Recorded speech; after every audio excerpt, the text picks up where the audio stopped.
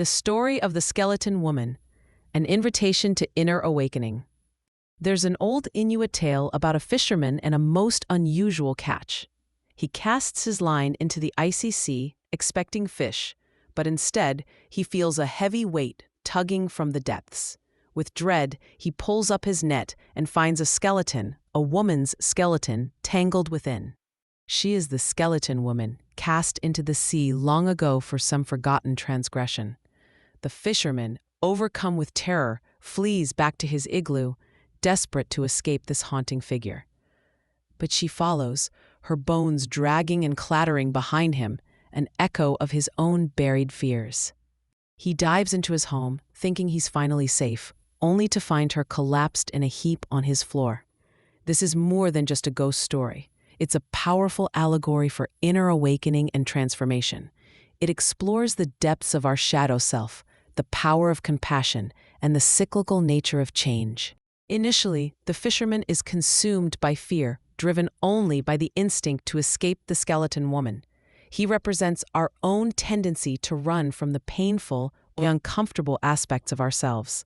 But something shifts within him. As he stares at the skeletal remains, a flicker of pity begins to emerge, softening the edges of his terror. He begins to gently untangle her bones, carefully separating them from the fishing net. He handles her with a tenderness he didn't know he possessed. He wraps her in furs, trying to warm her, to offer some comfort to this desolate figure. Then, a single tear of compassion falls from his eye, landing on the skeleton woman's skull. This tear, a symbol of empathy and vulnerability, becomes the catalyst for her rebirth. The skeleton woman drinks this tear, drawing strength from its life-giving essence. She begins to sing softly, a haunting melody that fills the igloo. As she sings, she pulls flesh and muscle from the air, slowly rebuilding her body. She borrows the fisherman's heart, using its rhythm to draw life back into her bones. From this act of profound compassion, she is reborn as a living woman, vibrant and whole. She and the fisherman become intertwined in a bond of love and mutual transformation, forever changed by their encounter. The skeleton woman is a powerful metaphor for our shadow self, those rejected and disowned aspects of our being. She represents our fears, our shames, our buried emotions, all the things we try to keep hidden in the depths. The fisherman's initial terror reflects our own avoidance of these painful aspects. Like compassion is the key to alchemy, the transformative power that can turn lead into gold. The act of untangling her bones symbolizes the tenderness we must offer to our own wounded parts.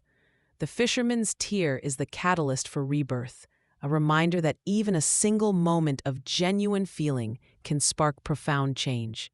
Self-compassion and vulnerability are not weaknesses.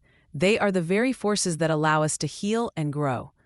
The story also speaks to the cycle of death and rebirth, the constant process of letting go of old identities to make way for new growth. This cycle is essential for soulful renewal, for becoming more fully ourselves. Finally, the story highlights the power of interconnection and love. The union between the fisherman and the skeleton woman symbolizes the importance of embracing our imperfections and accepting the full spectrum of life.